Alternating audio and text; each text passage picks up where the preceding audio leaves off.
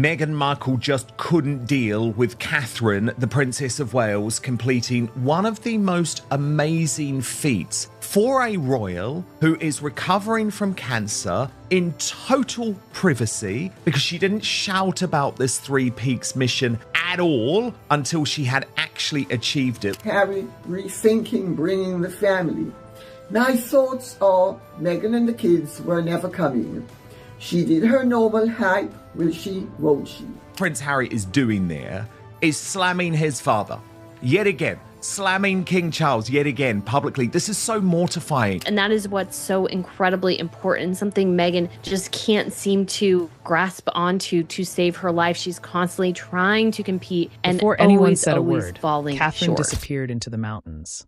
No cameras, no warning, just 3 peaks and complete silence. Then, 48 hours later, Meghan made her move. What happened next changed everything. And when you connect the dots, the story is far bigger than anyone ever imagined. And so what did Meghan do? Rather than just thinking, I'm going to let the Princess of Wales have this moment, she decided to launch a new product, send out a summer entertainment email, and show off some of her work on MasterChef Australia. Let's start with the mountains, because if you haven't heard this story yet, you're going to want to pay attention. Over the weekend, Catherine, Princess of Wales, quietly completed the National Three Peaks Challenge, climbing the highest mountains in Scotland, England, and Wales, all within just 24 hours. It's an extraordinary achievement, even for the fittest athletes. Got to be incredibly fit to do the Three Peaks, and doing so soon after a cancer battle is truly extraordinary. But I think the thing that touched me most, and I have to be honest, there was a tear to the eye, was the beautiful footage that emerged of Catherine on the trek from members of the public. British royalty, put it this way, tired from the trail. Now add one more detail. She did it after cancer treatment. After months of public speculation about her health, this challenge became more than a test of endurance. It became a powerful statement. That's why it resonated with so many people. But here's what makes the story even more remarkable. She didn't announce it. No press release. No big reveal. No social media countdown. She trained in complete private, then simply went out and did it. She knew that there was going to need to be significant physical recovery from her cancer treatment if she was going to take on such a feat. What I particularly love about it too is that she didn't tell anyone that she was doing this. There would have had to be a huge amount of training going on. And I think it shows the respect that she has both for the process and herself. One hiker shared a story that perfectly captured the moment, that he said he'd stopped on the trail to catch his breath when a woman, wearing a low cap and carrying hiking poles, walked by. She paused, asked if he was okay, smiled when he said he was, and continued on her way. It wasn't until she was gone that he realized who she'd been. It was Catherine, the Princess of Wales, checking on a complete stranger in the middle of a mountainside, without drawing attention to herself or expecting anything in return. Sometimes the smallest moments reveal the most about a person. It's incredible to see what Catherine has done here and how she is able to, yes, she lives a very public life, but there's also an aspect of her life that is still quite private that she's able to keep, that she has the confidence of friends and families, that she can share with them things that they don't share with others. Then there's another moment from the climb, quieter, but just as powerful. Catherine met an 11-year-old boy named Ted, who was paraplegia and was taking on his own fundraising challenge alongside his family. Afterwards, away from any cameras or attention, she made a personal donation to his fundraising page. Not through the palace. Not officially. Just as Catherine Wales, contributing a private amount estimated between £1,000 and £2,000, that she also left a handwritten note thanking his team, saying that meeting people like him was one of the true highlights of the entire challenge. She has been able to achieve, I think, this remarkable athletic feat. It is a sign of her continued recovery. I think it's something that was helpful for her mental health, of course, as well, to remind herself of her strength despite the challenges I'm sure she had during her cancer treatments. And so it was just so exciting to see this grand achievement of Catherine, something of substance. And then there's something people are only just fully noticing. When Catherine eventually spoke about why she took on the challenge, she didn't frame it as an achievement. She kept it simple. She said she wanted to give something back, to recognize people living with and beyond cancer, and how deeply she now understands that journey herself. She later shared a message online that ended with just 5 words. Please know you are not alone. No hashtags. No branding. No attempt to turn it into anything else. And for many people watching it unfold, that's what made it so powerful. Lots of people have asked me why I'm doing this challenge, and partly it's personal. I'm so grateful to be here, to be strong enough to walk these hills. But more importantly, it's to give something back and acknowledge really all the incredible work going on up and down this country. I've met some incredible people, those people who are living with and beyond cancer. And I know personally how difficult that journey is. And I really wanted to use this opportunity as my way of contributing to all the wonderful work that's going on. And in particular, to support the Royal Marsden Cancer Charity, an organisation very dear to me, but who do extraordinary work supporting those living with and beyond the disease. Royal commentators who've covered the family for years were visibly emotional discussing what they'd seen. And then there's one last detail many people missed. When William saw Catherine afterward, cameras caught their reunion. He opened his arms, she walked straight and smiling, and for a brief moment, everything else seemed to disappear. Commentators pointed out how rare it is to see that kind of unguarded warmth from a couple who've been married this long. Nothing about it felt staged or planned. It simply happened, and then spread everywhere anyway. Catherine also penned a personal post on X, which finished with the very powerful words, "Please know you are not alone." Brittany is the editor of the Royal News Network. I mean, Brittany, yet again, it was a tale of 2 princesses, wasn't it? One real, one fake, because what Catherine has achieved here is so significant.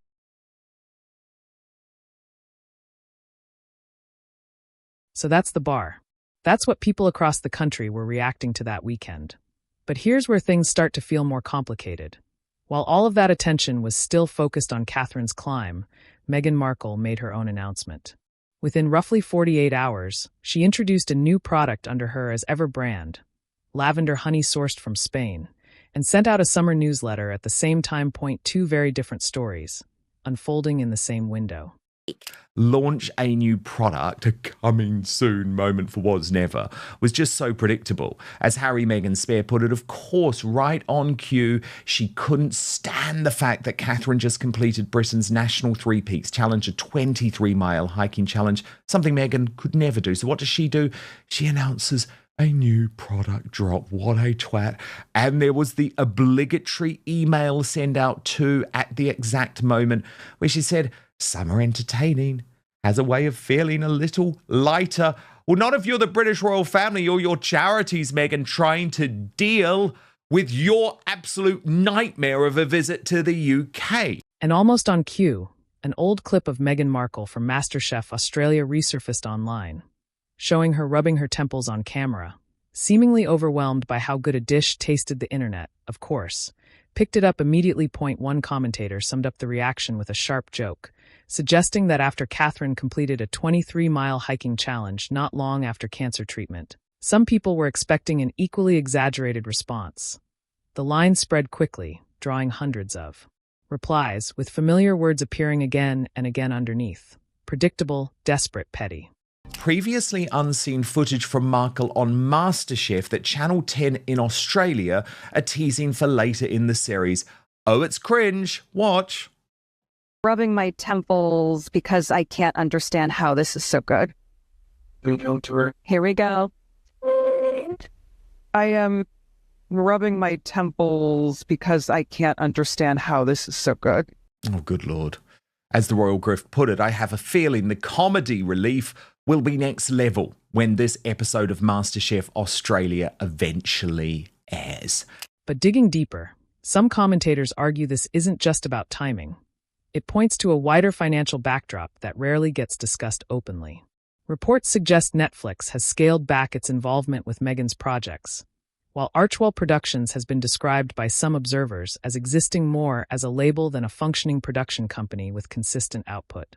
At the same time, former celebrity connections that once reinforced her public image are said by multiple sources to have quietly faded. One commentator even linked these shifts to the broader narrative around the UK visit that never materialized, calling it less a family reunion and more brand therapy in disguise. Here's the Propaganda People magazine. You know they are the house magazine for Harry and Meghan, who say he may still fly Archie and Lily to the UK for one day. Seriously, no one wants this, Harry. What are you doing? And this was the on-the-record statement released. They said that the Duke of Sussex, as he has a total breakdown in Portugal, is reviewing every available opportunity to facilitate a way for his children to visit his home country safely. Yes, it's his home country. Their argument was blunt. The children needed to be positioned next to the king for reasons that were as much commercial as personal, because every missed photo opportunity is, in their words, a diminishing asset as Charles's reign continues. Now, could this simply be a coincidence of scheduling? Possibly. But according to commentators who've spent years covering the family, this isn't being treated as a one-off pattern. They suggest something deeper is happening, something that goes back further than most casual observers realize. This trip is said to herald a dramatic rapprochement between father and son, with Charles having seen his grandchildren growing up fast on the other side of the Atlantic. It's not entirely clear, however, that this is how the other side will see it.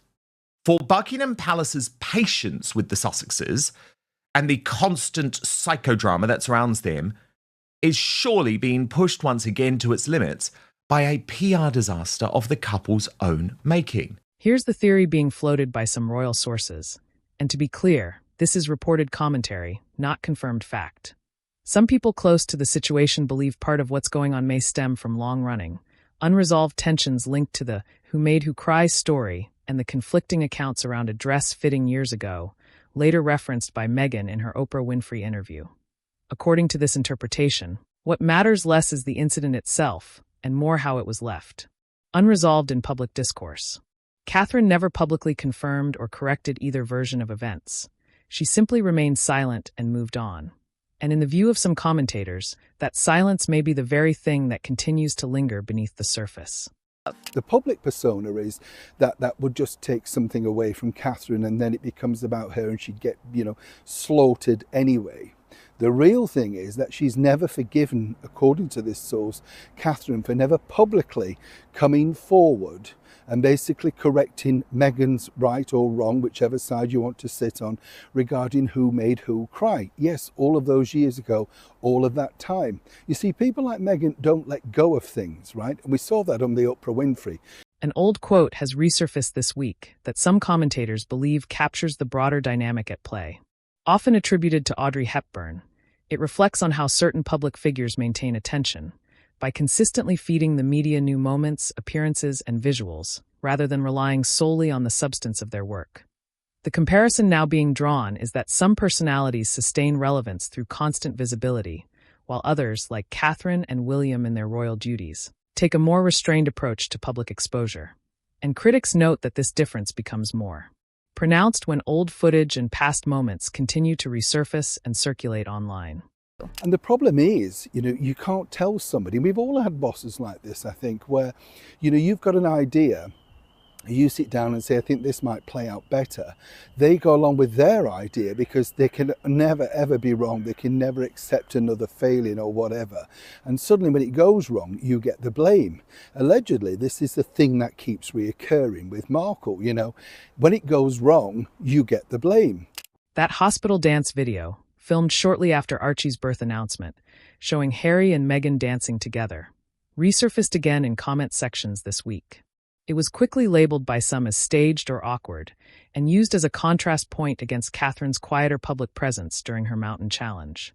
Meanwhile, William used the same period to release a more reflective message of his own. A personal video sharing memories of his late grandmother, Queen Elizabeth, as part of a digital memorial project featuring stories the public had never heard before.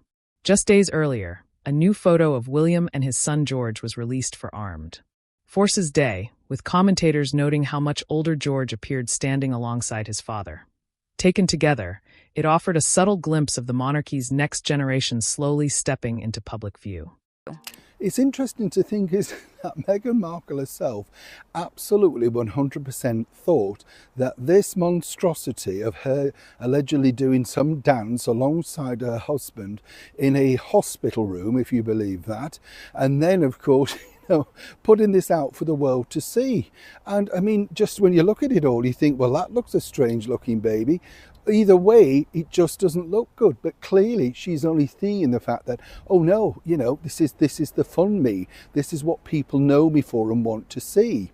Very soon and very quickly, this is now evaporating. The contrast people kept drawing all week was straightforward.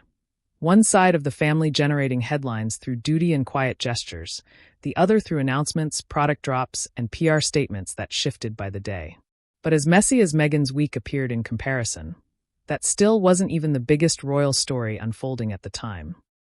Do you see what I mean? It's like so often Harry and Meghan create the drama, create the issues because, oh, we've got to talk about security all the time. Oh, no, we don't want any pictures.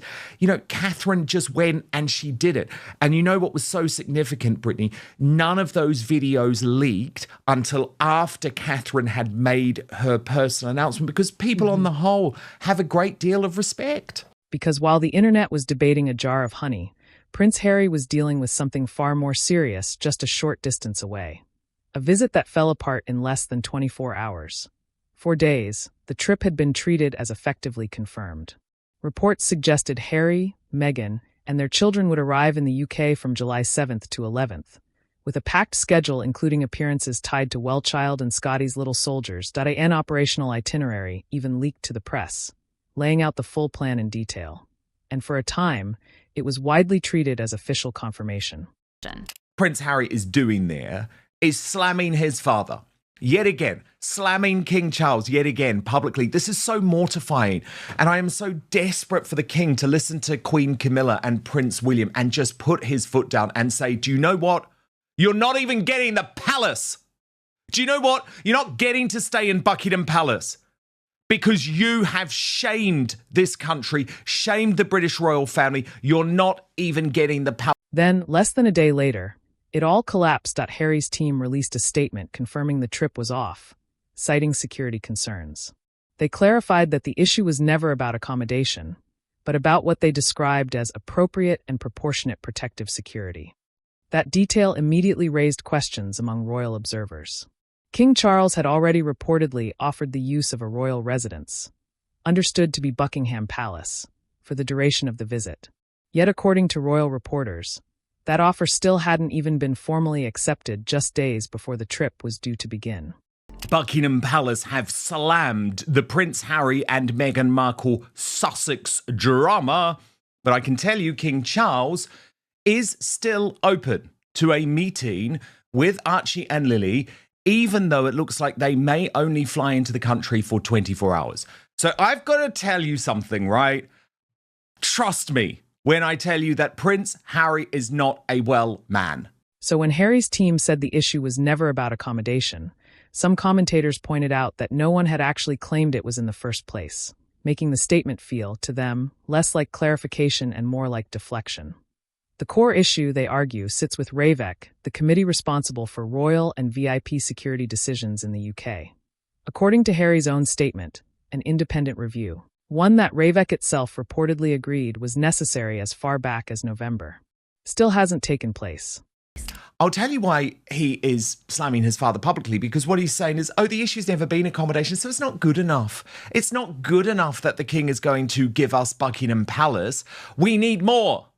We need him to overrule a government decision, because then we come, and I apologise because I know it's technical and dull, but we come to the fact that there's RAVEC, which is this committee which has decided that there is no threat to Harry. And so on the record, Harry goes on. Royal commentator Tom Sykes, in his own reporting, went further than most. He suggested the entire sequence. The announcement of the trip followed by its sudden collapse may have been a calculated move intended to increase pressure on King Charles, who is currently undergoing cancer treatment, to personally intervene in a formal security process. His wording was pointed, arguing that the children, as usual, were the lever.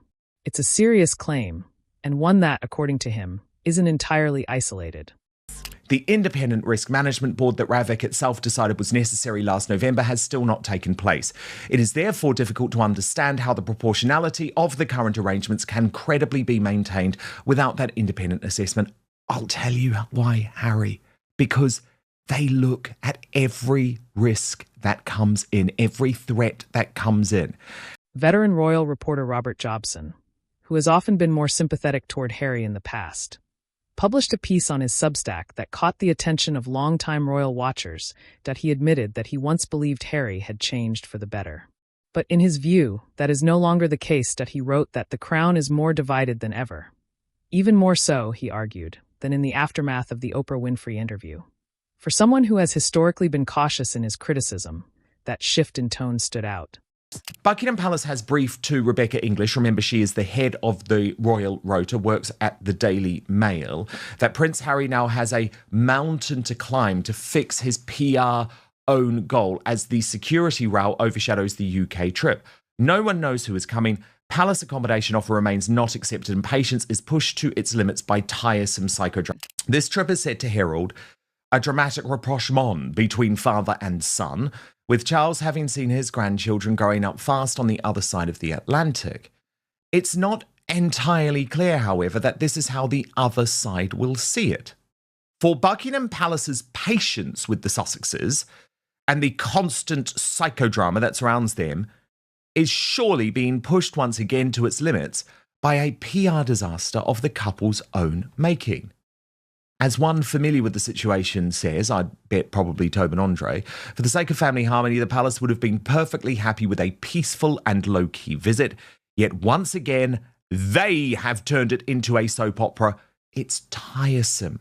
Then there's the Taylor Swift comparison, which, for some commentators, may have done more damage to Harry's case than anything else that week. Part of the argument around enhanced security reportedly referenced the police escort Taylor Swift received in London in 2024. But critics quickly pushed back. Swift's security response followed a specific, credible terror threat linked to her tour, connected in part to the aftermath of the Southport attack in which 3 young girls were killed at a Taylor Swift-themed dance class. Commentators argued that placing that situation alongside a broader, ongoing security dispute was a misleading comparison at best, and intellectually dishonest at worst. Online reaction, in many cases, reflected that same view. Sarah actually visited Epstein twice while he was actually in prison, serving this sentence for child sex offences. So we knew that she had taken Beatrice and Eugenie to see him after his release from prison, but this was during his time in prison, and she was able to do so at his office, which was unbelievably set up for a bogus firm that he used while in prison. He was basically able to spend like 12 hours a day outside of the jail cell to go to this bogus office. And the Telegraph, which exclusively revealed the story, reported Brittany, the former Duchess of York, met the convicted paedophile on 2 occasions at the Palm Beach office of the fake company he invented to secure work release while in jail. So where does all of this actually leave things? According to insiders cited in royal reporting, the fallout inside the palace has been significant. One source described the team as frantically scratching their heads, suggesting what was meant to be positive coverage for the Sussexes instead spiraled into a major setback before they had even arrived in the UK. And just as the focus seemed contained to Harry and Meghan, another story emerged that pulled attention toward a very different, and far more uncomfortable, part of the wider royal circle. The Telegraph reported on Sarah Ferguson, the former Duchess of York, alleging she visited convicted sex offender Jeffrey Epstein twice while he was serving his prison sentence, not after his release. The report claims these visits took place under a work release arrangement that allowed Epstein limited time outside his cell. It also cites emails in which Ferguson reportedly reached out months into his sentence, referring to him as Sarah the Redhead, and later thanking him for looking after me so well. Royal commentators did not soften their interpretation, with some pointing to an uneasy parallel forming in real time.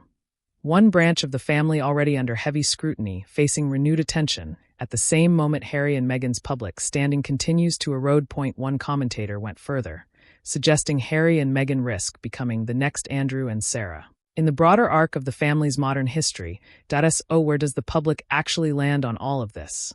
Online reaction this week has been blunt. Many say they are exhausted by the ongoing, won't they cycle around Sussex visits. Others focus on the optics problem. A family repeatedly emphasizing privacy and safety while generating constant headlines about their own movements. There is also a growing and increasingly vocal push for Harry to step down as patron of the Invictus Games, with critics arguing that veterans, the intended focus, are being overshadowed by ongoing family disputes. As it stands tonight, the independent security review has still not taken place. A court ruling involving the Daily Mail could arrive at any time, and separate legal commentary from Lady Colin Campbell suggests further developments are expected soon in unrelated proceedings. None of this appears close to resolution, not even remotely. And that's why attention isn't likely to fade anytime soon.